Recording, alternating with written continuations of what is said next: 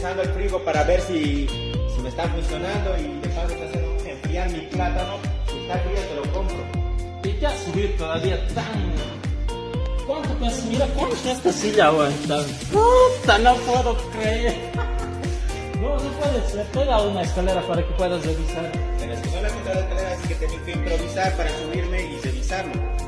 Bueno, pues mira, no puedo creer, la verdad. ¿Cuánto crees que pesas? Morenito y un beño todavía. Mira, aquí cuánto crees que tienes ahí.